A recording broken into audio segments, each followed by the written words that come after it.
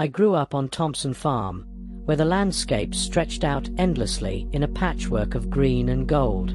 The cornfields stood tall, like sentinels watching over the land, and the horses trotted gracefully through the pastures, their manes flowing like liquid silk. My name is Billy Thompson, and this is my story. Dad was the one who worked the fields. His hands were rough from the labor, but they moved with the precision of someone who had spent years understanding the land.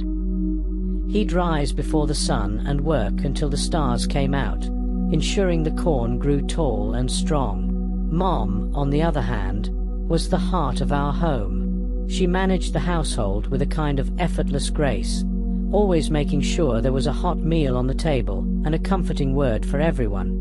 My two older sisters, Emily and Sarah, were the true stars of the farm. They loved horse riding more than anything else. They would spend hours in the saddle, their laughter mingling with the whinnying of the horses. They made it look so easy, riding with such grace and confidence that it seemed almost magical. I used to watch them from the sidelines, my heart full of dreams of one day joining them. But everything changed when I was 9.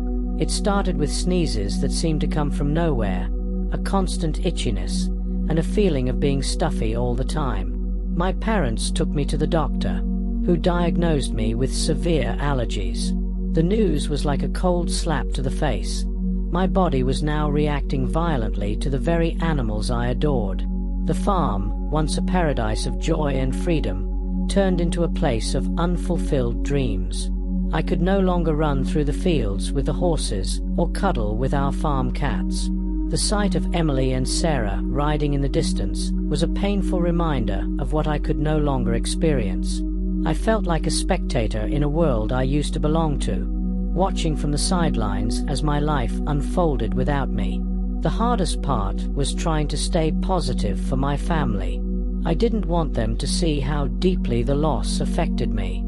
I'd put on a brave face, joining them for meals and conversations, but my heart ached with longing. I would retreat to my room, where I'd sit by the window, imagining what it would be like to ride alongside my sisters, to feel the wind in my hair, to hear the joyful sound of hooves pounding the earth. Then, one evening, Mom came to me with a new idea. I was sitting on the porch, staring out at the fields, when she sat beside me and gently placed her arm around my shoulders. "Billy," she said softly, "I know you're struggling and I want to help.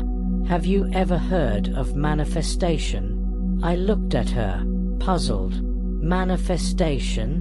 What's that?" Mom explained that manifestation was the idea that our thoughts and feelings could shape our reality. It was about visualizing what we wanted, believing in it with our whole heart, and seeing it come to fruition. "It's not just about hoping for something," she said. "It's about creating a reality in your mind and then seeing it come to life." At first, it sounded like one of those things that people talked about but didn't really believe in. But I was willing to try anything. If there was even the slightest chance that it could help me get back to the world I loved, I was ready to give it a shot. We started with daily visualization exercises. Mom would sit with me and guide me through the process. "Close your eyes," she'd say, "and imagine yourself in a place where you're happy and healthy. Picture yourself being around the horses, riding with Emily and Sarah, feeling the joy and freedom." I would try to picture it vividly. The warmth of the sun, the sound of the horses' hooves, the feeling of the reins in my hands. I imagined myself laughing with Emily and Sarah, riding through the fields, and playing with the animals without any allergic reactions. At first, the process was frustrating. I'd sit there, my mind wandering, unable to fully grasp the idea of changing my reality through thought. Sometimes, I'd even feel a slight itch or a sneeze during the exercises, which made me question if it was working at all. But Mom encouraged me to keep going, reminding me that change takes time and persistence. Weeks turned into months, and slowly, I began to notice subtle changes. The sneezes and itching seemed to lessen. It wasn't immediate, but the improvement was real. I could spend a little more time around the animals without feeling uncomfortable. My belief in the process grew stronger, and so did my hope. One particular summer afternoon, everything seemed to come together. It was a perfect day, clear skies, warm sun, and a gentle breeze. Emily and Sarah were getting the horses ready for a ride, and I decided to take a chance. I walked out to the barn, my heart pounding with anticipation. As I approached, I felt a familiar tickle in my throat and a slight itch in my eyes. I took a deep breath and tried to stay calm. Mom's words echoed in my mind. "Believe that you're already there." I reached out to touch Daisy, one of our gentle mares. I felt her soft coat under my fingers and waited. To my astonishment, there was no allergic reaction, no sneezing, no itching. I felt a surge of joy and disbelief. I touched Daisy again, and then petted her mane. Still nothing. It was as if the manifestation had created a new reality for me. Emily and Sarah noticed me standing there and rushed over. Their faces lit up with surprise and excitement. "Billy, you're here!" Emily exclaimed. "Do you want to ride with us?" I nodded, trying to contain my excitement.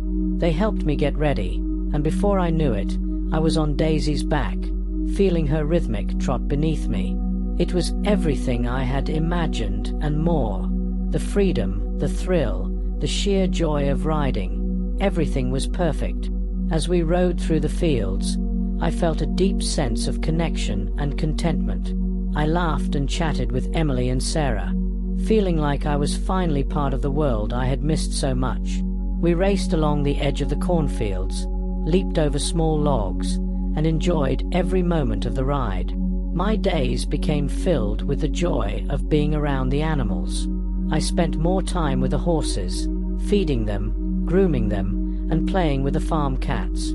The farm, which had once seemed like a place of loss, now felt vibrant and alive.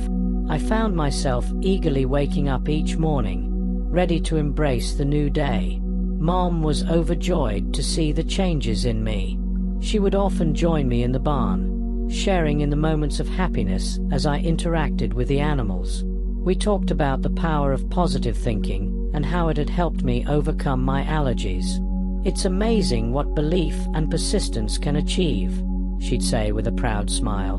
One evening, as the sun set over the fields and painted the sky in shades of orange and pink, I sat with Mom on the porch.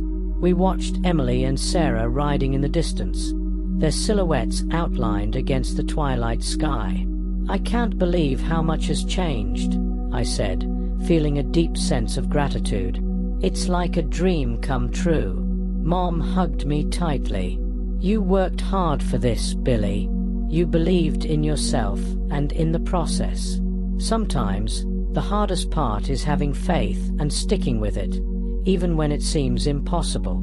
I nodded, reflecting on the journey I had been through. It wasn't just about overcoming allergies.